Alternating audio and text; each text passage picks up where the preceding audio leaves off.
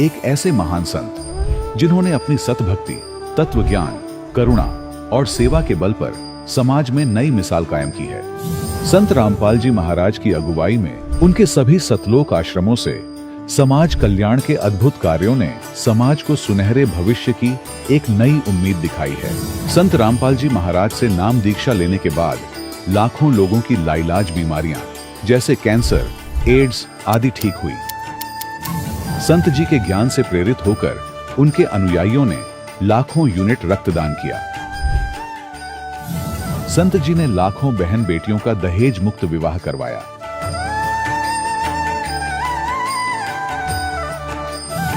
संत जी ने लाखों लोगों का नशा छुड़वाया, करोड़ों उजड़े परिवार बसे। संत जी के आश्रमों में समागम के दौरान निःशुल्क नेत्र चिकित्सा, दंत चिकित्सा प्रदान की जाती है। संत रामपाल जी महाराज द्वारा समय समय पर पर्यावरण संरक्षण के उद्देश्य से बड़े स्तर पर वृक्षारोपण किया जाता है। संत जी ने जरूरतमंदों को तत्काल राहत पहुंचाने के लिए एम्बुलेंस सेवा शुरू की। संत जी अपने अनुयायियों को देहदान के लिए प्रेरित करते हैं, जिससे मानवता की सेवा और चिकित्सा क्षेत्र में सुधार हो सके। संत रामपाल जी महाराज के सभी आश्रमों में हर रोज निःशुल्क भंडारा आयोजित किया जाता है, जहां हर वर्ग, हर जाति और हर धर्म के लोग एक साथ बैठकर भोजन करते हैं।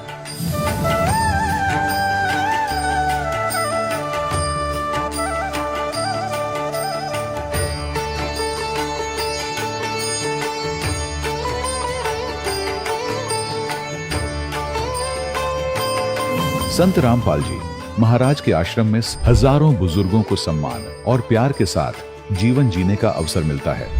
उनके खाने, रहने और स्वास्थ्य की पूरी जिम्मेदारी संत रामपाल जी महाराज उठाते हैं। अनाथ बच्चों के लिए संत रामपाल जी महाराज के सभी आश्रम किसी वरदान से कम नहीं।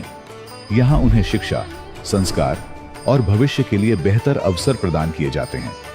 चाहे बाढ़ हो, भूकंप या महामारी, संत रामपाल जी महाराज और उनके अनुयायी हमेशा ही जरूरतमंदों के लिए सबसे आगे खड़े रहते हैं।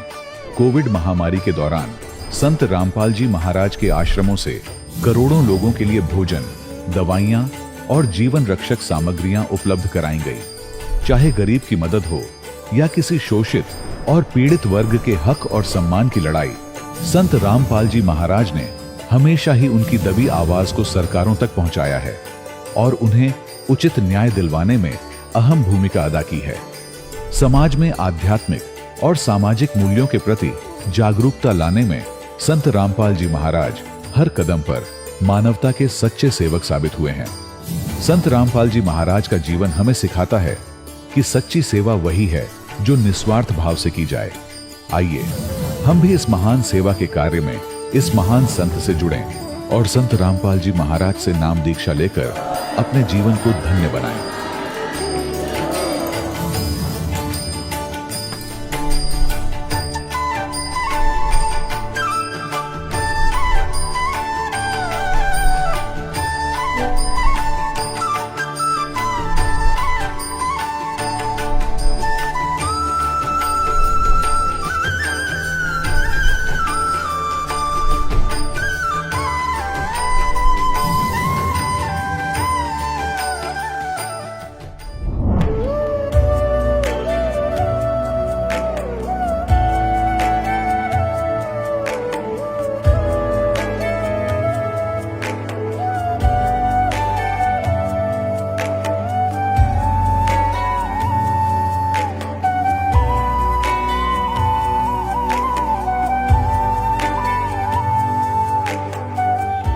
पवित्र श्रीमद् भागवत गीता, पवित्र चारों वेद, पवित्र कुरान शरीफ, पवित्र बाइबल, पवित्र गुरु ग्रंथ साहिब, पवित्र कबीर साहिब की वाणी में छुपे हुए गूढ़ रहस्य अर्थात तत्व को जानने के लिए कृपया अवश्य सुनिए जगत गुरु तत्वदर्शी संत रामपाल जी महाराज के मंगल प्रवचन।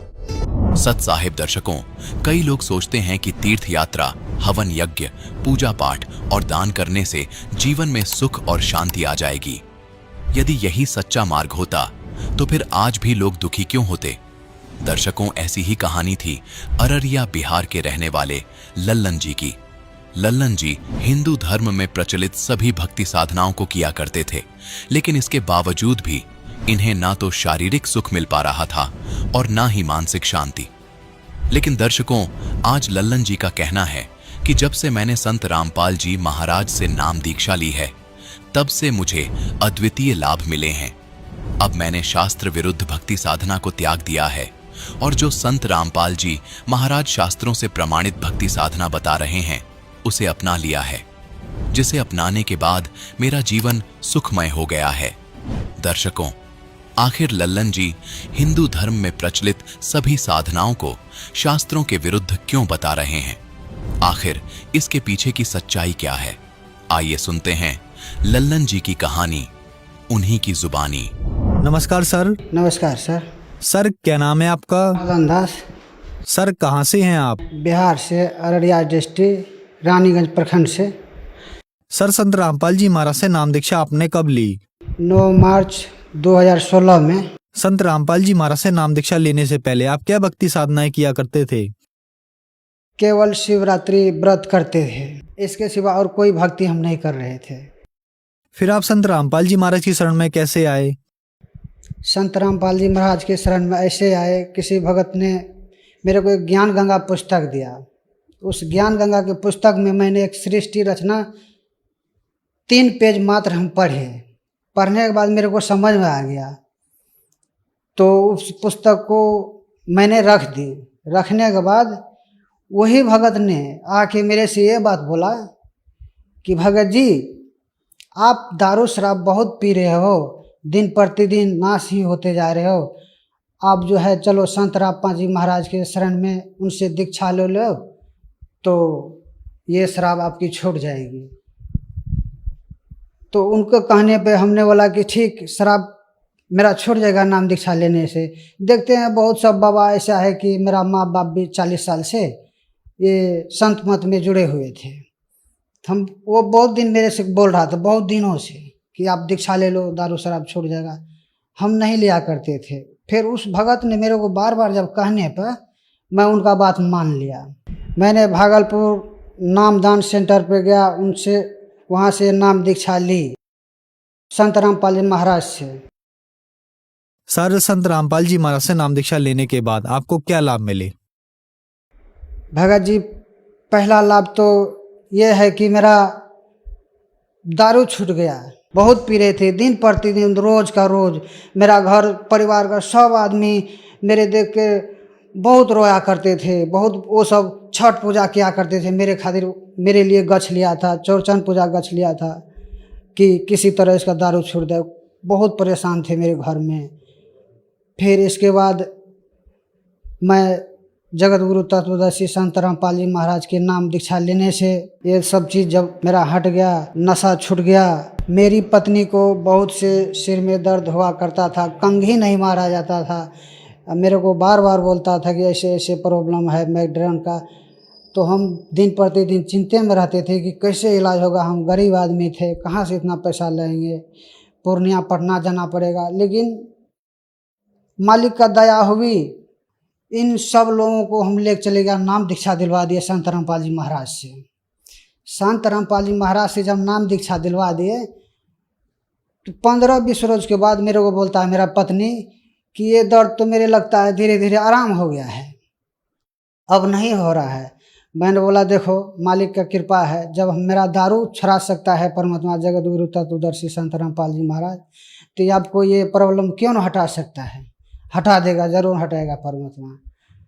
फिर इसके बाद भगत जी, मेरी पत्नी को एक लड़का पैदा हुआ रानीगंज अस्पताल में।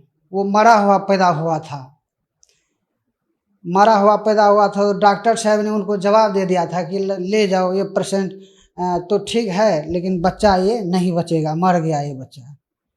तो घर का परिवार का आदमी मेरे को फ़ोन कर दिया कि मेरा नाम से कि ललन जी, आपको लड़का हुआ था, वो लड़का मर चुका है। तो मैंने परमात्मा से वहीं अरदास लगाए, चलो जो होने वाला था हो गया, मालिक का दया था, जो हो गया हो गया। फिर हम वहीं सोनीपत में रह गए। सोनीपत में रहने के बाद फिर शाम में मेरे को फोन गया कि आपका लड़का जिंदा हो गया है। मैंने बोला ये कैसे चमत्कार हुआ परमात्मा। बंदी छोड़ सदगुरु रामपाल जी महाराज से मन में ही मैंने बतलाया। तो हमने सोचा चलो मालिक का कृपा है, परमात्मा जगत गुरु तत्वदर्शी संत रामपाल जी महाराज का दया हो गया। आज वो लड़का 5 साल का है। डॉक्टरों ने उन लोगों को जवाब दे दिया था। फिर मेरे पास फोन गया तो मैंने संत रामपाल जी महाराज से प्रार्थना लगाया। फिर बाद में मेरे को फोन गया कि लड़का जिंदा हो गया संत रामपाल जी महाराज की दया से। एक रोज की बात है भगत जी, हम सब बाल बच्चे नाम लिए हुए थे। मेरा बड़ा भाई भी था, मतलब वो एटो था। एटो में सब जितने भी थे हम भगत ही थे। तो हम साइड में बैठे हुए थे। मोटरसाइकिल को हम देख रहे थे अपने नज़र से कि मोटरसाइकिल आ रहा उस साइड में, मैं टेम्पो पे बैठा हूँ। वो मोटरसाइकिल सीधे आके मेरे टेम्पुए में घुस गया। टेम्पो में घुसने के बाद मेरे टांग में बहुत जोर से यहाँ पर मारा। तो हम सोचे कि हड्डी टूट गया। उस टाइम मैं परमात्मा का दिया हुआ जगत गुरु तत्वदर्शी संत रामपाल जी महाराज की दिया हुआ मंत्र सतनाम जाप करते हुए आ रहे थे। हमने बोला कि हड्डी टूट गया। उसका डिक्की जो है मोटरसाइकिल के बक्स जो है वो चूर चूर हो गया।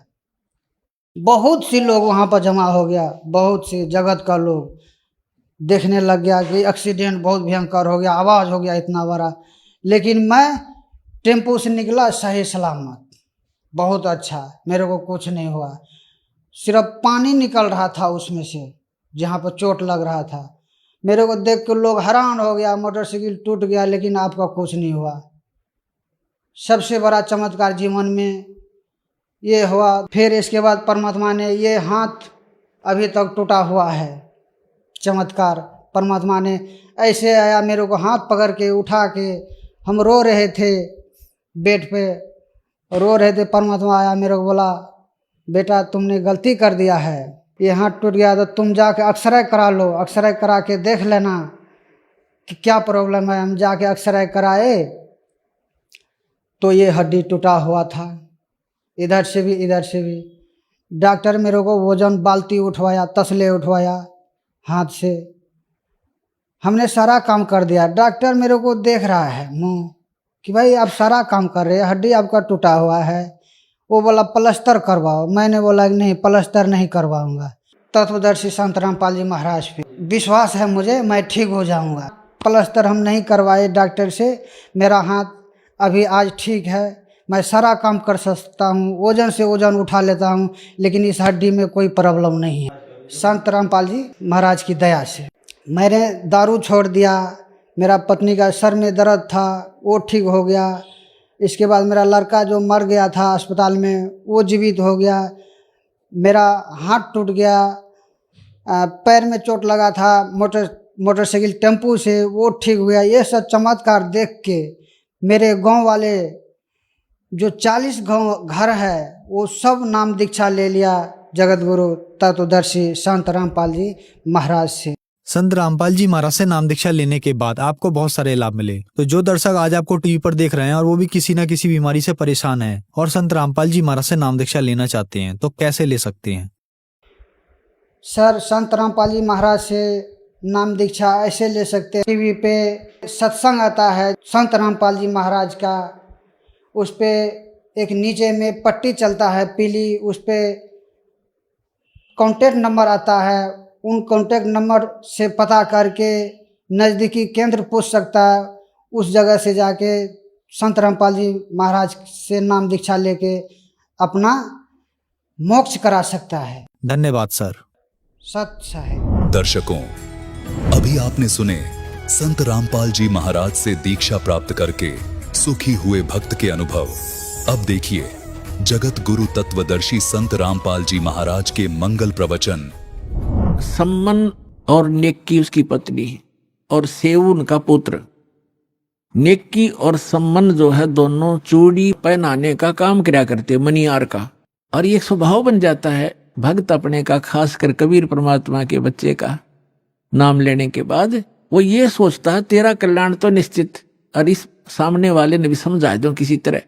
तो कोई जैसे कोई मजदूर जाता है किसी सेठ के काम करता है, उसको भी कोशिश करता है इसको ज्ञान बता दूं, लेकिन वो सातवें आसमान पर होता है।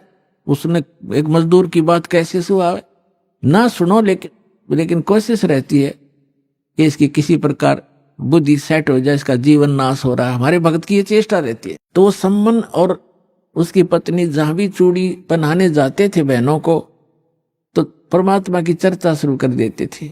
हमारे वो गुरु जी ऐसे हैं, सिकंदर लोधी को जलन का रोग हो गया था, वो ठीक कर दिया। स्वामी रामानंद जी का कत्ल कर दिया था सिकंदर लोधी राजा दिल्ली के बादशाह ने, हमारे गुरु जी ने जीवित कर दिया उन्हीं के सामने।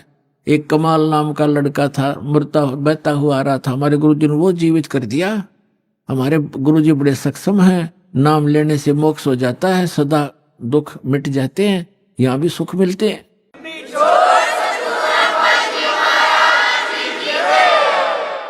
अपने आत्मा, वो गरीब व्यक्ति चूड़ी बेच के गुजारा करें और मुश्किल से उनका निर्वाह चल रहा था, और वो समझाओ उन सेठों की धनी व्यक्तियों की पत्नियों को, लड़कियों को, तो उनका कैसे बात गले उतरे, बल्कि उल्टा वो चिढ़न लाएगी। कहते हैं तुलसी पिछले पाप से हरि चर्चा ना भावे, और जैसे जबर के बेगते भूख पैदा हो जावे।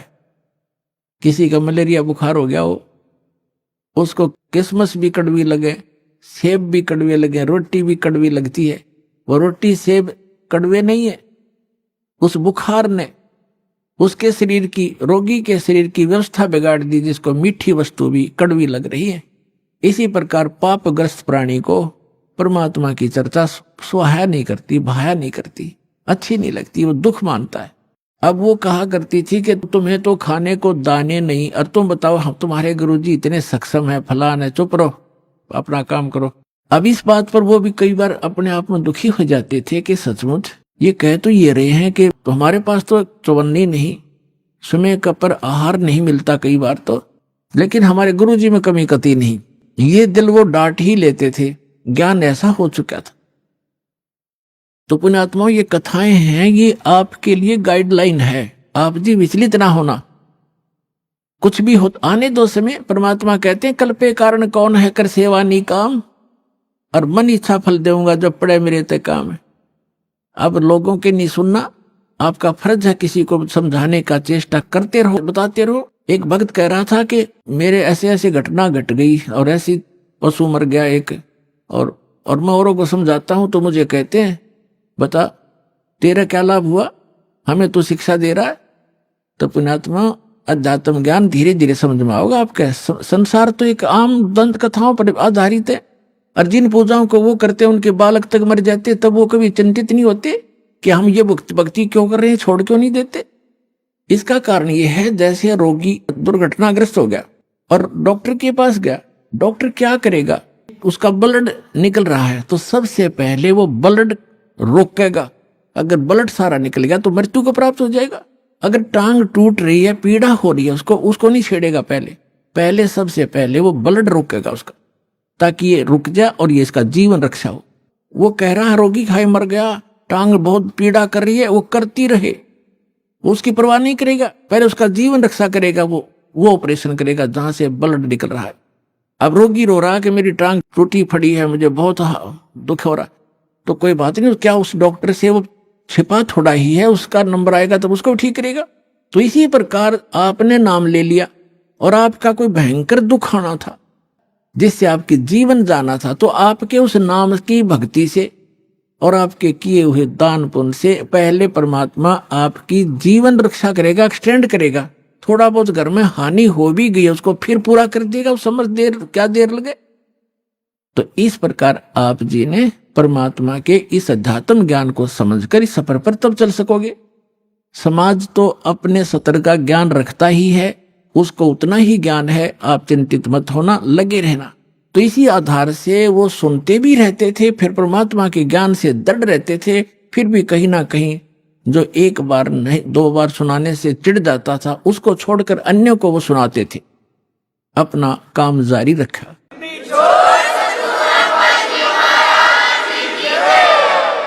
एक दिन अपने आंगन में बैठकर, गर्मियों का मौसम था, शाम के समय अपना बैठे थे तीनों, पिता पुत्र पत्नी उसकी। और वो लड़का जब बच्चों में जाता था वो भी यही चर्चा करता था कि हमारे गुरुजी के सिकंदर लोधी दिल्ली के बाद सब शेष हो गए, वीर सिंह बघेल काशी नरेश हमारे गुरुजी का शिष्य है, बिजली खां पठान मगर नरेश हमारे गुरुजी का शिष्य है, ऐसे ऐसे सुख देते हैं, ऐसे ऐसे सुख देते हैं। बच्चे भी बताया करते हैं अन्य बच्चों में बैठकर हमारे बच्चे। तो वो बच्चे उसको चढ़ाते थे सेव को कि तुम्हारे गुरुजी तो लालची हैं, वो तो राजाओं के घर जाते हैं, और तुम्हारे घर ना आए कभी भी, क्योंकि तुम गरीब हो, तुम्हारे घर क्यों आएंगे। तो वो बच्चा इस बात से दुखी हो जाता था। अपनी माँ से एक दिन कह रहा था, दोनों पिता पुत्र वहीं बैठे थे, उनकी माँ भी बैठी थी बच्चे की। तो लड़का कहने लगा, पिताजी गुरुजी कभी अपने घर भी आएंगे। तब नेकी ने कहा, बेटा अपने घर तो वो रहते ही हैं, हम भगवान से जुड़ गए हैं तो हमारे साथ है परमात्मा, हमें दिखाई नहीं देते। ये तो ठीक है माताजी, लेकिन एक बार गुरुजी अपने घर आ जाए ना, बस फिर तो जो मेरे को ऐसे ऐसे गली के बच्चे कहते हैं उनका मुंह बंद हो जाए, फिर मैं बता दूं हमारे गुरुजी लालची नहीं है। तो कहने लगी, बेटा भगतों ने संसार की नहीं सुननी चाहिए, अपने गुरुजी के ज्ञान को आधार बनाकर जीना चाहिए। कहने तो उन बच्चे बालक हैं, उनको पता नहीं है हमारे गुरुजी लालची थोड़े हैं, उनकी दृष्टि में तो सभी एक जैसे हैं। फिर भी बालक है, आंखों में आंसू भर के कहता है, एक बार गुरुजी आ जाए ना, बस फिर तो मैं उनको कह दूंगा, देखा ना हमारे गुरुजी ऐसे नहीं है। परमात्मा कहते हैं कि मेरे भगत की टेंशन मेरे से देखी नहीं जाती। अब उधर से वो चली पड़े थे, उधर से वो कह रहे थे, इतने में सामने आके दरवाजा बाहर की तरफ खड़े हो गए गेट पे और आवाज लगाई, रे सम्मन। नेकी कहने लगी, गुरुजी का आवाज नजर आती है। सम्मन कहने लगा, गुरुजी कहाँ आएंगे इतनी दूर, हम उनको उनके पास समय कहाँ है, लाखों से उनके कहाँ जाएंगे, आपको वैसे धोखा लगा। इतने में फिर आवाज लगाई, रे सम्मन है घर पे। नेकी कहने लगी, आवाज तो गुरुजी की है। देखा बाहर के गेट के सामने झोपड़ी बाहर की एक वैसे बना रखी थी, कच्ची ईंट और थोड़ा सा गेट सा बना रखा था डंडों का लकड़ी का।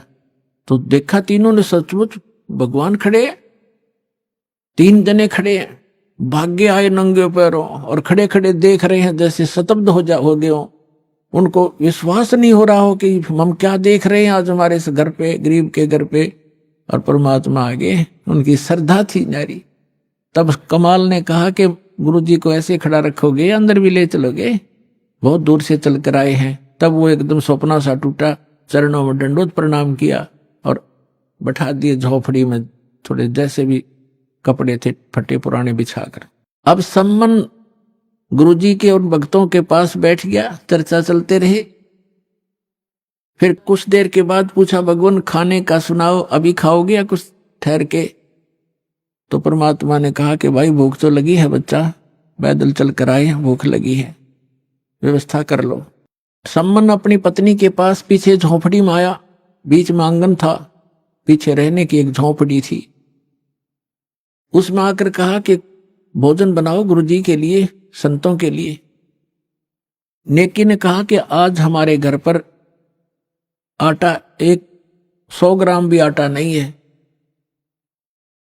समन ने कहा कि ला तेरा ये चीर जो बहनें रखती हैं अलग से कपड़ा, वायल, चूंदड़ी, कहने लगी ला तेरा ये चीर दे दे कपड़ा, इसको गिरवे रखाऊंगा और कुछ आटा ले आता हूं। तब उसने कहा नेकी ने कि मैं जहां मुझे मिलने की आशा थी उन घरों में मैं मांग आई, और ये मैंने प्रार्थना भी कर दी उनसे कि मेरा ये कपड़ा एक ही है, इसको रख लो, कुछ आटा उधारा दे दो, फिर अपना चीर ले जाऊंगी और आटा दे जाऊंगी। तो उन्होंने कहा कि ये फटा हुआ है एक स्थान से, इस कारण से किसी ने इसके बदले में आटा भी नहीं दिया। अब कलेजा पकड़ कर बैठ गया सम्मन, हे भगवान, पहली बार तो गुरुजी आए, मैं कैसा नीच हूं, कैसा दुर्भाग्य हूं। ज्ञान से पता ही उसको लग गया था कि जिसने पूर्व जन्म में पुण्य नहीं कर रखे, जो दान नहीं कर रखा, दान करने वाले को ही धन मिला हुआ होता है। आज जो दान कर रहे हैं उनको आगे धन ही मिलता है। तो वो इस बात से बड़ा चिंतित था, मैं कितना नीच रहा हूं, पिछले जन्म में दान किया नहीं, अब दान योग्य मेरे पास कुछ है नहीं, पिछले जन्म का ऐसा कर्महीन इंसान रहा हूं मैं, आज मैं अपने गुरुजी को भोजन नहीं करा सकता, संतों भूखे जाएंगे मेरे द्वार से। आंखों में आंसू आ गए बुरी तरह। तब नेकी ने कहा कि आप ऐसा करो, चिंता मत करो, कोई यत्न बनाओ, आप रात्रि में चोरी कर लाना और गुरुजी से कह दो भगवान सुबह भोजन कराएंगे। अंतर्यामी सब जान जाते हैं। तो समन ने कहा कि सुबह कहां से लाएंगे, सुबह की कैसे कहूं? तो नेकी ने कहा कि रात्रि में चोरी कर लाओ तुम। अब उसी समय सेऊ कहने लगे, अब लड़का रोज सुना करता माता पिता के मुख से बेटा भूखा रह जावे, पर चोरी नहीं करनी चाहिए। चोरी करने वाला व्यक्ति कभी भी सक्सेस नहीं होता, उसका नाश होया करता है, महाअपराधी व्यक्ति होता है। तो सेऊ कहने लगा कि माता गुरुजी रोज सत्संग में सुनाते हैं चोरी नहीं करनी चाहिए, और आज मैं आपके मुख से सुन रहा हूं कि चोरी कर ले हम, इससे अच्छा तो हम मर जाएं वो अच्छा है, भूखे मर जाएंगे, गुरुजी से हाथ जोड़ लेंगे। तब नेकी ने कहा बेटा बात सुन पुत्र, तेरी बात बिल्कुल सही है, चोरी करने वाले का नाश होता ही होता है, विनाश होता है। लेकिन पुत्र हमने इस नगरी में कुछ समय व्यतीत किया है और यहाँ का अन्न पानी हमने खा रखा है। ये बालक हैं नगरी वाले, जानबूझ कर आटा नहीं दे रहे, न 2 किलो आटा, कोई 3 किलो आटा, दुबर होता है इतने बड़े, अरे सेठ हैं ये सारे, पैसे वाले हैं। लेकिन आज ये क्या कह रहे हैं कि तुम रोज डींग मारा करते, बड़ाई करते थे, हमारे गुरुजी ये कर देते, हमारे गुरुजी ये कर देते, आज तुम्हारे गुरुजी पे घर भरवा लो तुम, आज तुम मांगते क्यों फिरते हो, तुम्हारे घर भर देगा भगवान तुम्हारा। इस कारण से भी वो हमें कुछ भी सहयोग देने को तैयार नहीं बेटा। और जय परमात्मा यहां से निराहार चले गए, आग लग जाएगी इस नगरी में। अब तू सोच ले, या नगरी बचानी है या नहीं। तब सेव कहने लगा मां आप जो कहोगे वही करेंगे। और बेटा 3 शेर लाना चोरी करके, हम नहीं खाएंगे, गुरुजी बच्चों भगवानों को खिला देंगे, तो यह नगरी बसी रह जाएगी। इनमें अभिमान छा गया, पैसे का, धन का इनके अंदर अभिमान है जो इनको नाश कर देगा इनका। तो रात्रि में शाम को कह दिया भगवान सुबह वक्त से भोजन कराएंगे। वो समझ गए कि बेटा जल पिला दे, एक गिलास पी के गिलास जल बैठ गए भोजन पर, लेटने वाले लेट गए। तो 12:30 बजे से रात्रि के दोनों पिता पुत्र चोरी करने चले गए। एक लाला जी के घर में पहले कच्ची ईंटों का मिट्टी के महल मकान होते थे, या छोटी ईंटें होती थी बिल्कुल छोटी, तो कच्ची ईंटों का वो मकान था, उसमें सुराख कर लिया, ऐसा अंदर प्रवेश कर जा, ऐसे घिसट के। तो सम्मन ने कहा कि बेटा तू बाहर रहना, मैं अंदर जाता हूं, और यदि लाला जी जाग जावे मैं आटा बांध के कपड़े में और बाहर फेंक दूंगा, तू लेके भाग जाना। तब सेऊ ने कहा पिताजी अंदर मैं जाऊंगा, और यदि लाला जी सेठ उठ गए, जाग गए, तो मुझे पकड़ भी लेंगे, तो मैं बालक करके मुझे माफ कर देगा राजा, और नहीं ये राजा चोरों को माफ नहीं करता, फांसी देता है। और पिताजी आप तो बड़े हो, आपको क्षमा नहीं करेगा। तब सम्मन ने कहा बेटा अगर तेरे को फांसी दे दी तो मैं क्या करूंगा, जी कर, मेरा कहाँ ठिकाना होगा। तब सेव ने कहा नहीं पिताजी ये मेरी अर्ज मानो, और मैं फिर भी बालक हूं, मुझे क्षमा हो जाएगी, मैं जाता हूं। यूं कहकर वो घुस गया। तब सम्मन ने कहा बेटा 3 शेर से ज्यादा नहीं लाना। अब जो ही उसने अंदाजा सा आटा निकाला, अपने फटे पुराने कपड़े में बांधा, चलने लगा, तो एक तराजू रखी थी तखड़ी, उस पर पैर रख गया, आवाज होगी जोर से, लाला उठ गए, और चोर चोर करके जो ही सेव निकलने की चेष्टा कर रहा था, उसका पैर पकड़कर घसीट लिया वापस, और उसने आटा बाहर फेंक दिया। पिताजी आप ले जाओ, मुझे बनिए ने पकड़ दिया। अब वो आटा लेकर भाग गया। उधर से लाला जी ने उसको बांध दिया रस्सी से, थांब के खंबे के अंदर मकान के, और पूछा कौन है तू, किसका है? उसने सच्ची बता दी, मैं ऐसे सम्मन मनियार का लड़का हूं, सेव मेरा नाम है। और कहा कि लाला जी इतना गुस्सा क्यों हो रहा, 3 शेर आटा लिया हमने, हमारे घर हमारे गुरुजी आए थे, उनको भोजन कराना अनिवार्य था, हमारे घर पर था नहीं, इतनी सी बात, हम चोर नहीं है। अच्छा वो तुम्हारे गुरुजी आए हैं, ठीक है अब समझ गया मैं, वो चोरी कराने आते हैं, वो इसलिए आते तुमसे चोरी कराते हैं और बात बनाते हो बड़ी बड़ी। अब सेव ने सोचा या और बात बिगड़गी, अब गुरुजी को और सदा दिवा होगा ये राजा से कहकर। उधर से आटा लेकर पहुंचा सम्मन, उसकी नेकी ने पूछा कि बेटा कहाँ है, कि वो तो बनिए ने पकड़ लिया।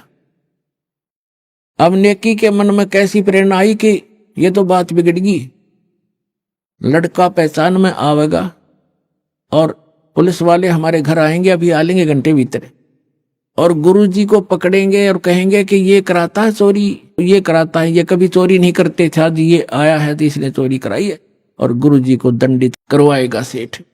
तो नेकी ने जैसे उनकी बुद्धि ने काम किया कि आप जाओ लड़के का सिर काट लो, किसी प्रकार बुला बुलू के और बाहर सिर निकलवा लेना, और सेठ से कहना कि छोड़ना मत, रस्सा बांधे रख, दो बात बतलानी है। और लड़के की शीश ने काट लिया और फिर सेठ उसको घर नहीं रखेगा, वो अपनी जान बचाएगा, 302 के मुकदमे से बचेगा और वो इसको कहीं और डालेगा, फिर तुम 100 उठा लाना।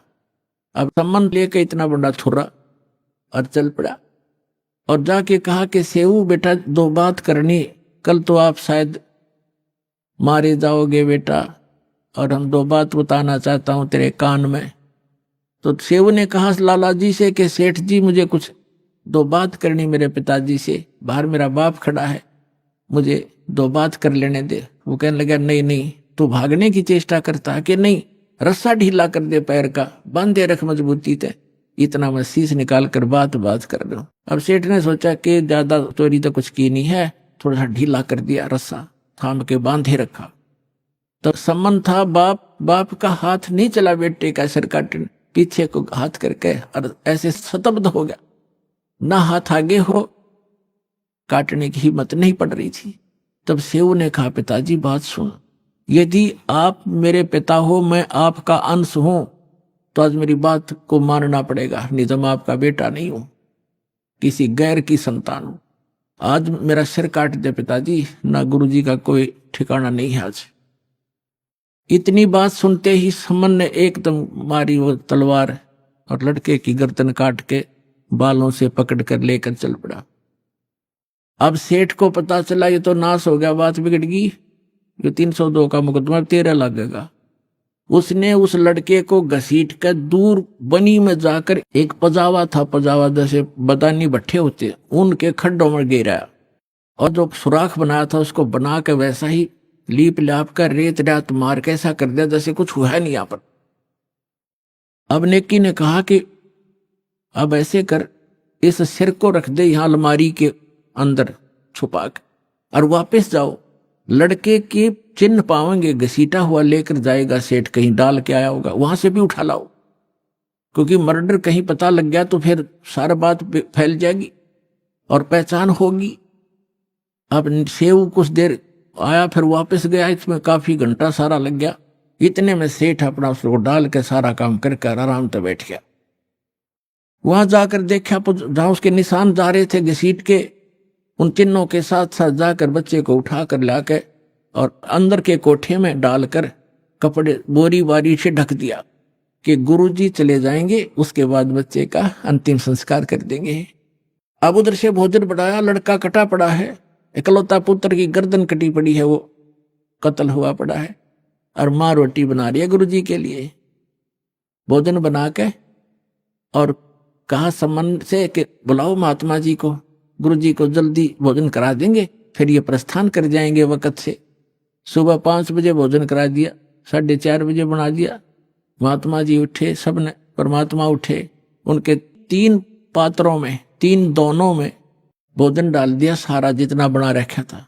परमात्मा ने कहा भाई ऐसे करो, इसको 6 दोनों में डालो, 3 तुम हो, 3 हम हैं। तो समन ने कहा महाराज जी हम तो फिर खा लेंगे, आप खाओ। नहीं, परमात्मा बोले प्रसाद बनाएंगे भाई प्रेम, और सब खाओगे, बैठ जाओ। अब वो दोनों बैठ गए, उन्हें 5 पात्रों में कर दिया उसको। परमात्मा ने कहा 6 में कर भाई। अब वो 6 में कर दिया, 5 बैठ गए खाने के लिए अपने अपने सामने रख के, और यूं नहीं बताना चाहते कि लड़का ऐसे हो गया। अब वो ये सोच रहे थे गुरुजी पूछेंगे तो बतावांगे, हम जिक्र भी नहीं करना चाहते, और पूछेंगे तो कह देंगे जी कहीं खेलने चला गया होगा। वो तो अंतर्यामी थे, कहाँ पूजना था उन्होंने। तब कहा कि आओ सेऊ जीम लो ये प्रसाद प्रेम। बेटा शीश कटते हैं चोरों के और सादा को नितक सेम। कहते हैं सेऊ धड़ पे शीश चढ़ा वो बैठा पंगत मां और नई निशानी गर्दन कहियो ओ सेऊ उकना। बोलो सतगुरुदेव।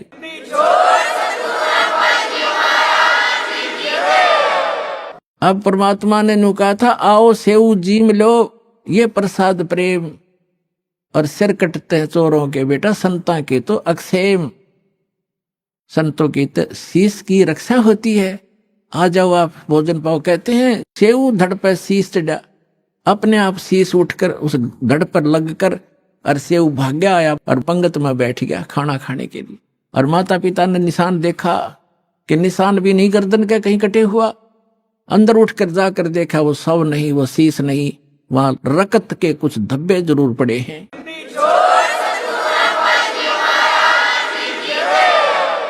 तो पुण्यात्माओं, यदि भगवान की ही आप तुलना करना चाहते हो, पहचान करना चाहते हो, श्री कृष्ण जी को आपने ताम्र ध्वज के जीवित कर देने मात्र से उनको भगवान मान लिया, तो कबीर भगवान के ये लक्षण उसके समांतर समझना।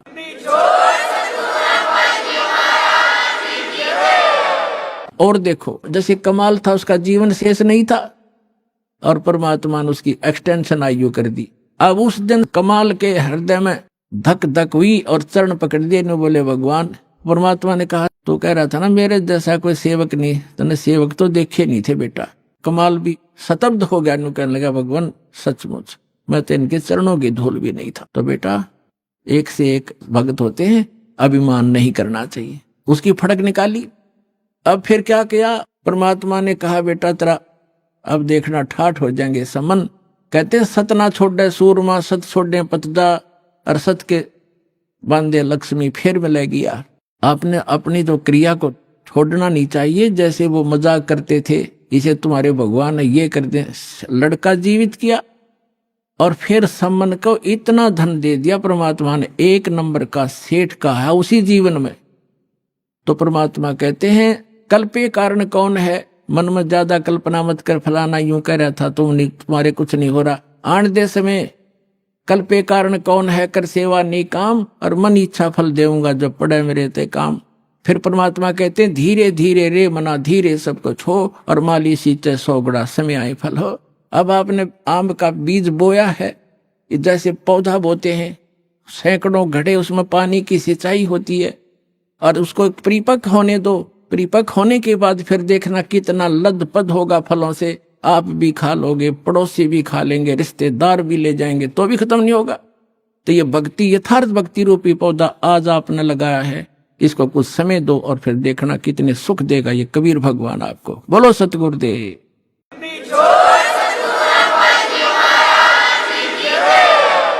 हमारे परमपिता कबीर भगवान ने आकर के सूती आत्मा को जगाया है जो काल की भांग पीकर नशे में अपना जीवन नाश कर रही थी।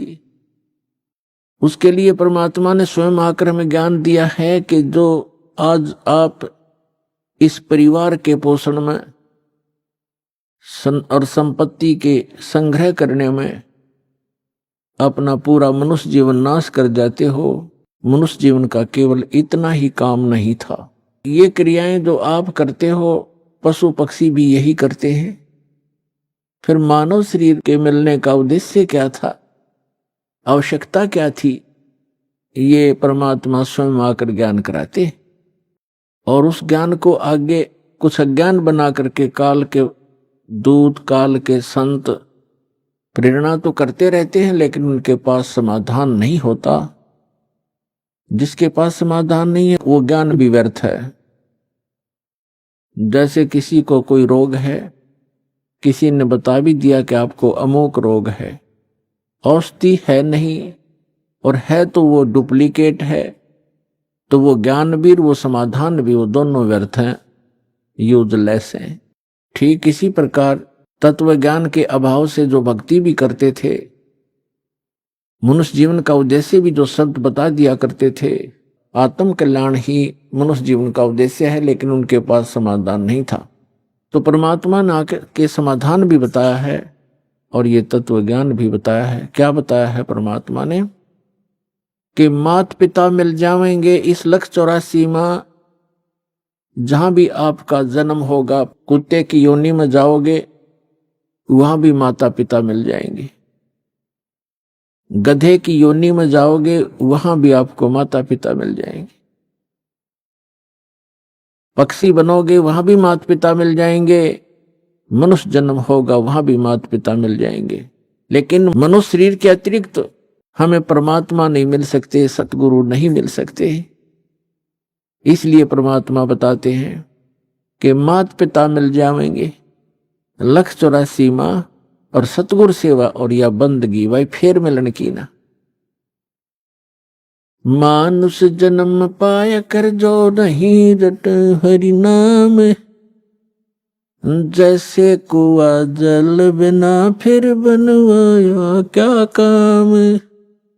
जिस कूप में, जिस कुएं के अंदर जल नहीं है, ऊपर से उसकी कितनी अच्छी चित्रकारी है और कितना चाहे पक्का स्ट्रक्चर है, यूजलेस है वो, उसका कोई लाभ नहीं, उसमें जल नहीं है। तो इसी प्रकार जो मनुष्य जीवन प्राप्त प्राणी कितना ही उच्च पोस्ट प्राप्त है, कितना ही उसका सुंदर शरीर है, यदि उसमें सत्य भक्ति नहीं है तो ऐसा है जैसे जल रहित कूप होता है। मानुष जन्म पाय कर जो नहीं रटे हरि नाम, जैसे कुआ जल बिना बनवाया क्या काम। मानुष जन्म दुर्लभ है ये मिले न बारंबार, जैसे तरवर से पत्ता टूट गिरे वो बोर न लगता डर। इसके लिए परमात्मा हमें याद दिलाते हैं आपके पास मानव शरीर भी है और आपको सतगुरु भी मिल गए। समझा है तो सिरधर पाओ, बहुर नहीं रे ऐसा दाव। फिर परमात्मा हमें याद दिलाते हैं कि राम नाम रटते रहो जब तक घट में प्राण, कभू तो दीन दयाल के हे भनक पड़ेगी कान। आज कहे मैं काल भजूं और काल कहे फिर काल, आज काल के करते ही तेरा समय जावेगा चाल। आज कला लीजियो कल किसको होई, यो तन माटी में मिल है जाने सब कोई। काल करे सो आज करे, आज करे सो अब, पल में प्रलय हो जागी भाई फिर करोगे कब। आज कला लीजियो कल किसको होई, ये तन माटी में मिले है जाने सब कोई। लखी करोड़ी चले गए बहु जोड़े खजाना, जातन चंदन लेपते सो धरे मसाना। हस्ती घोड़े पाल की दल बल बहु साजा, 1.25 लाख संगी गए वो रावण से राजा। लखी करोड़ी चले गए बहु जोड़े खजाना, जातन चंदन लेपते सो धरे मसाना। हस्ती घोड़े पाल की दुलबुल बहु साजा, 1.25 लाख संगी गए वो रावण से राजा।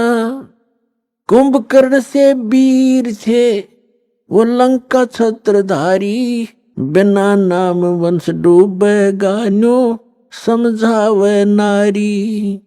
विभीषण पद भेद दिया वो निर्गुण निर्वाणा, रावण दुई बिसार रे तज गर्भ गुमान। बड़चक विकाल चक्कर पड़े जिन नाम बिसारा, कंस के सी चाणोर से धर बाल पछारा। एरना कुछ समझा नहीं प्रहलाद पढ़ावे, उदर विनाशा आन के तब कौन छुटावे। जरासंध से मारिया और सहसरा बाहु, ग्रह से गज छुटाई या निज नाम है साहू। दुशासन पर ले गए वो इकोत्तर भाई, दुर्योधन की देह कूतन गीद न खाई। सूक्ष्म रूप धरकर किन्नी कबीर सहाय, श्री कृष्ण को तो महिमा केवल दीनी है सतवाय।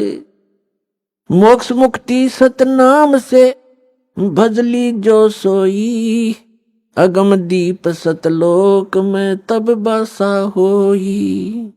88 दीप में उत्पत्ति की खानी, दास गरीब सत भक्ति मिले तब सथिर होत प्राणी। पुण्यात्मा, धन्य आपके माता पिता जिनसे जन्म हुआ, क्योंकि अच्छी संतान अच्छे ही माता पिता को प्राप्त होती है। अच्छी संतान वही है जो भगवान से डरने वाले, परमात्मा की तरफ में भटकने वाले और बुराई से डरने वाले होते हैं, वही अच्छी संतान होती है। और वो अच्छे माता पिता से उनका जन्म हुआ करता है। तो ऐसे संस्कार आपको जो प्राप्त हैं, ये बहुत ही कम चांस है इस मानव जीवन में। आप बालक को आपको ज्ञान नहीं, ये दास इस मार्ग का मास्टर बना दिया कबीर भगवान ने। इस दास को मालूम है आपकी कितनी कीमत है, आप कितने पुण्यकर्मी प्राणी हैं, क्योंकि लाल को अपनी कीमत का स्वयं ज्ञान नहीं होता, जोर ही कीमत लगाता है। अब क्या बताते हैं परमात्मा कि आज का लाहा लीजियो कल किसको होई, और ये तन माटी में मिले जाने सब कोई। सबको मालूम है मरेंगे, पर एक सबसे बड़ी भूल हमारा ये लगी है कि अभी नहीं मरेंगे। कब मरेंगे अप्रोक्सीमेट है। अभी आपने सुने संत रामपाल जी महाराज के मंगल प्रवचन। आइए अब सुनते हैं संत रामपाल जी महाराज से नाम दीक्षा लेकर सतभक्ति करके अद्भुत लाभ प्राप्त करने वाले अनुयायी के विचार। दर्शकों, मनुष्य जीवन भर सुख और शांति की तलाश में परंपरागत भक्ति साधनाओं को करता है, लेकिन जब उसे सुख और शांति नहीं मिलती तो वो मानसिक तनाव का शिकार हो जाता है। दर्शकों, ऐसी ही कहानी थी बालोद छत्तीसगढ़ की रहने वाली दुर्गा साहू जी की। इन्होंने बचपन से ही हिंदू धर्म में प्रचलित भक्ति साधनाओं को किया, लेकिन इन्हें अपने जीवन में कभी भी सुख की सांस नहीं मिली। जब हिंदू धर्म में की जाने वाली साधनाओं से कुछ राहत मिलती नजर न आई तो इन्होंने राधा स्वामी पंथ को अपनाया, लेकिन अफसोस वहां से भी इन्हें निराशा ही मिली। लेकिन दर्शकों, आज दुर्गा जी का कहना है कि जब से मैंने संत रामपाल जी महाराज से नाम दीक्षा ली है, तब से मेरे व मेरे परिवार की रूपरेखा ही बदल गई है। वास्तव में अब मुझे ज्ञान हुआ है कि इस दुनिया में सच्चा गुरु कौन है। दर्शकों, आखिर लाखों की संख्या में लोग अन्य पंथों को छोड़कर क्यों संत रामपाल जी महाराज की शरण में आ रहे हैं? आखिर इसके पीछे की सच्चाई क्या है? आइए सुनते हैं दुर्गा जी की कहानी, उन्हीं की जुबानी। नमस्कार जी। नमस्कार सर। क्या नाम है जी आपका? मेरा नाम दुर्गा साहू है सर। दुर्गा जी, आप कहाँ से हैं? सर मैं बालोद जिला छत्तीसगढ़ से हूँ। संत रामपाल जी महाराज से नाम दीक्षा आपने कब ली? सर संत रामपाल जी महाराज से नाम दीक्षा मैंने 28 दिसंबर 2019 को ली। संत रामपाल जी महाराज से नाम दीक्षा लेने से पहले आप क्या भक्ति साधनाएं करती थीं? सर संत रामपाल जी महाराज से दीक्षा लेने से पहले मेरा पूरा परिवार 2011 से लेकर 2019 टोटल 10 साल राधा स्वामी पंथ से जुड़े हुए थे। और सर मैं अपनी पर्सनली कोई भक्ति नहीं करती थी, लेकिन जैसे परंपरागत थी, नवरात्रि आई तो दुर्गा पूजा कर लिए, गणेश चतुर्थी आई तो गणेश जी को पूज लिए, और जैसे लक्ष्मी आई तो उन पे ऐसा मैं अपने से ऐसा कुछ नहीं करती थी सर। तो फिर आप संत रामपाल जी महाराज की शरण में कैसे आए? सर संत रामपाल जी महाराज की शरण में मेरा एक स्कूल का दोस्त है, वो हम 7th क्लास से दोस्त हैं। तो फिर एक बार मैं कॉलेज में आ गई थी, कॉलेज में थी, तो फिर एक रात उनसे ऐसी बातें हो रही थी। तो सर मैं अपनी प्रॉब्लम बता रही थी, मैं डिप्रेशन में थी, तो उनको बता रही थी मैं ऐसा प्रॉब्लम है, ऐसा। फिर उन्होंने मुझे बोला कि प्रॉब्लम है, आप बस वो मुझे पहले बस सत्संग देखने बोली, यहाँ से यहाँ चैनल पे 7:30 से 8:30 तक शाम सत्संग आता है, वो सत्संग आप देखो और पूरे परिवार को दिखाओ, जगत गुरु तत्वदर्शी संत रामपाल जी महाराज का। फिर हम लगातार 3 महीने सत्संग देखे सर। उसके बाद हमने हम दीक्षा लेने गए आश्रम, क्योंकि हर ज़िले में नाम दीक्षा केंद्र उपलब्ध है, तो हम वहाँ गए और मैं, मेरे मम्मी, मेरे पापा, हम लोगों ने दीक्षा ले ली जगत गुरु तत्वदर्शी संत रामपाल जी महाराज से। संत रामपाल जी महाराज से नाम दीक्षा लेने के बाद क्या लाभ मिले आपको? सर जगत गुरु तत्वदर्शी संत रामपाल जी महाराज से दीक्षा लेने के बाद हमें अनेकों लाभ हुए, लेकिन मैं अपना पर्सनली बता रही हूँ सर। जैसे कि कहा, मैं पूरी डिप्रेशन में थी सर। वो आप जो भी एज का कह सकते हैं या जो भी कह सकते हैं, मैं डिप्रेशन में थी। इतना ऐसा ज़्यादा था कि मेरे को सामने वाला देख के बता सकता था कितना दुखी हूँ। और किसी को कॉल करती भी थी तो पहले रोना ही होता था, उसके बाद अपना प्रॉब्लम शेयर करना होता था। इतना ज़्यादा अंदर से पूरा, उसके साथ साथ उसके दिमागी तौर पे मैं पूरा बीमार ही पड़ जाती थी सर। हर महीने ऐसा होता था, डॉक्टर को दिखाओ, डॉक्टर फिर बोलता था ये प्रॉब्लम है, ये ठीक नहीं होगा। फिर ऐसे करते करते सर मुझे माइग्रेन का शिकायत होने लगा। हम डॉक्टर को दिखाते थे तो डॉक्टर बोलते थे इनको माइग्रेन का प्रॉब्लम है, और माइग्रेन इनको बहुत प्रॉब्लम है ऐसे करके। और वो ऐसा बोलते, माइग्रेन है इसलिए ये कभी ख़त्म नहीं होगा, ऐसे नहीं बोलते थे। वो बोलते थे माइग्रेन इनको ऐसा है कि वो नहीं ख़त्म, क्योंकि मेरी शरीर ही वैसी थी सर। मैं एकदम अस्वस्थ, मैं बिल्कुल, और ऐसा हेडेक होता था 1 घंटे के लिए कि मैं अपना सर दीवार पे ठोकूँ तो भी मुझे पता नहीं चलता था कि यहाँ पे ऐसा है करके। और लाभ सर, मेरे घर में तो गृह क्लेश बहुत था। मेरे पापा को वैसे ही सेम लेवल का गुस्सा आता था, मुझे भी गुस्सा आता था, पूरा चिड़चिड़ापन था शरीर में। मम्मी को भी वैसे ही गुस्सा आता था, इसलिए अब मम्मी पापा का झगड़ा हो जाता था, उसका सफ़र पूरे फैमिली को करना पड़ता था।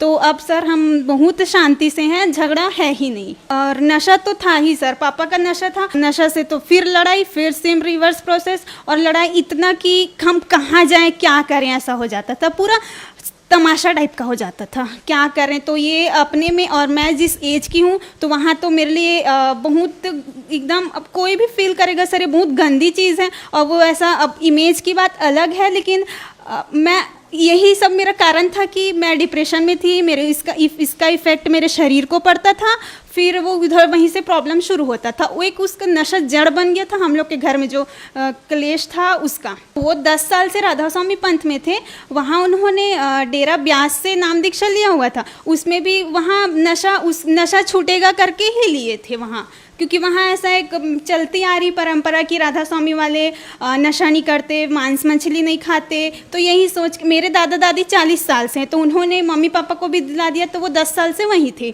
तो फिर वो छूटा ही नहीं, वो चलता ही रहता था। फिर और मेरा मेन उद्देश्य वही था, मैं नहीं तो कम से कम मेरे में जो पापा का जो नशा है वो छूटे, और कम से कम हम शांति से रहें। लेकिन हमको तो यहाँ आने के बाद अलग ही पूरा क्या है, हम पढ़ क्या रहे हैं और पढ़ने का मतलब क्या है, वो सारी चीज़ें पता चल गई सर। नशा बहुत करते थे मेरे पिताजी, तो हमने दीक्षा ली जगत गुरु तत्वदर्शी संत रामपाल जी महाराज जी से, और उनके भक्ति विधि बताई। भक्ति विधि ऐसी चल रही कि मेरे पापा जी का नशा छूट गया। क्या काम करती हैं जी आप? सर मैं BA फाइनल ईयर की स्टूडेंट हूँ, और मैं सिविल सर्विस की तैयारी कर रही हूँ। जैसे कि आपने बताया कि आप एक सिविल सर्विस की तैयारी कर रही हैं, एजुकेटेड पर्सन है। संत रामपाल जी महाराज के बारे में ये भी कहा जाता है कि संत रामपाल जी महाराज से उनके अनुयायी अंधश्रद्धा के तहत जुड़ते हैं। क्या ये बात सही है?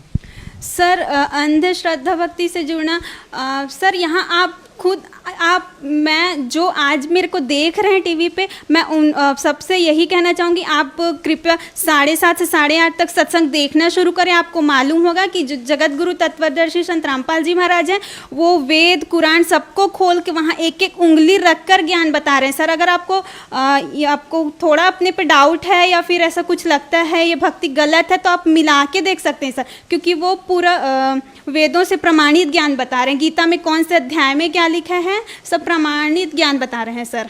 आप देखेंगे वहाँ एक एक उंगली रखकर प्रमाणित ज्ञान बता रहे हैं सर, तो यहाँ तो अंधश्रद्धा भक्ति का सवाल आता ही नहीं है। संत रामपाल जी महाराज से नाम दीक्षा कैसे ली जा सकती है? सर संत रामपाल जी महाराज से नाम दीक्षा जैसे बहुत से टीवी चैनलों पे सत्संग आता है, नीचे पीली पट्टी पे नंबर लिखा होता है, तो आप वो नंबर नोट करके वहाँ से संपर्क करके अपने नज़दीकी नाम दीक्षा केंद्र का पता कर सकते हैं, फिर वहाँ आप जाके दीक्षा ले सकते हैं। धन्यवाद जी। सत साहेब। संत रामपाल जी महाराज एक ऐसे महान संत जिन्होंने अपनी सतभक्ति, तत्व ज्ञान, करुणा और सेवा के बल पर समाज में नई मिसाल कायम की है। संत रामपाल जी महाराज की अगुवाई में उनके सभी सतलोक आश्रमों से समाज कल्याण के अद्भुत कार्यों ने समाज को सुनहरे भविष्य की एक नई उम्मीद दिखाई है। संत रामपाल जी महाराज से नाम दीक्षा लेने के बाद लाखों लोगों की लाइलाज बीमारियां जैसे कैंसर, एड्स आदि ठीक हुई। संत जी के ज्ञान से प्रेरित होकर उनके अनुयायियों ने लाखों यूनिट रक्तदान किया। संत जी ने लाखों बहन बेटियों का दहेज मुक्त विवाह करवाया।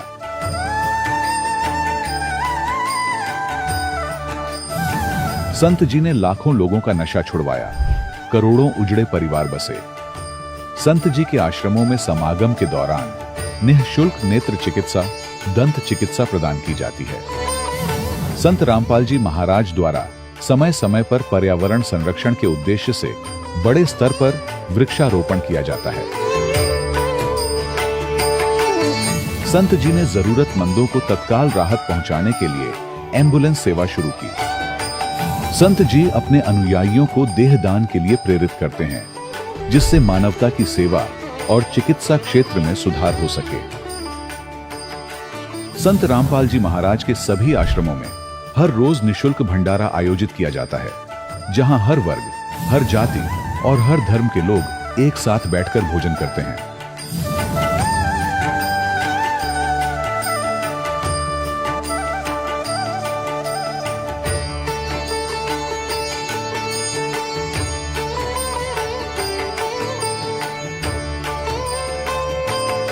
संत रामपाल जी महाराज के आश्रम में हजारों बुजुर्गों को सम्मान और प्यार के साथ जीवन जीने का अवसर मिलता है। उनके खाने, रहने और स्वास्थ्य की पूरी जिम्मेदारी संत रामपाल जी महाराज उठाते हैं। अनाथ बच्चों के लिए संत रामपाल जी महाराज के सभी आश्रम किसी वरदान से कम नहीं। यहाँ उन्हें शिक्षा, संस्कार और भविष्य के लिए बेहतर अवसर प्रदान किए जाते हैं। चाहे बाढ़ हो, भूकंप या महामारी, संत रामपाल जी महाराज और उनके अनुयायी हमेशा ही जरूरतमंदों के लिए सबसे आगे खड़े रहते हैं। कोविड महामारी के दौरान संत रामपाल जी महाराज के आश्रमों से करोड़ों लोगों के लिए भोजन, दवाइयां और जीवन रक्षक सामग्रियां उपलब्ध कराई गई। चाहे गरीब की मदद हो या किसी शोषित और पीड़ित वर्ग के हक और सम्मान की लड़ाई, संत रामपाल जी महाराज ने हमेशा ही उनकी दबी आवाज को सरकारों तक पहुंचाया है और उन्हें उचित न्याय दिलवाने में अहम भूमिका अदा की है। समाज में आध्यात्मिक और सामाजिक मूल्यों के प्रति जागरूकता लाने में संत रामपाल जी महाराज हर कदम पर मानवता के सच्चे सेवक साबित हुए हैं। संत रामपाल जी महाराज का जीवन हमें सिखाता है कि सच्ची सेवा वही है जो निस्वार्थ भाव से की जाए। आइए हम भी इस महान सेवा के कार्य में इस महान संत से जुड़ें और संत रामपाल जी महाराज से नाम दीक्षा लेकर अपने जीवन को धन्य बनाएं।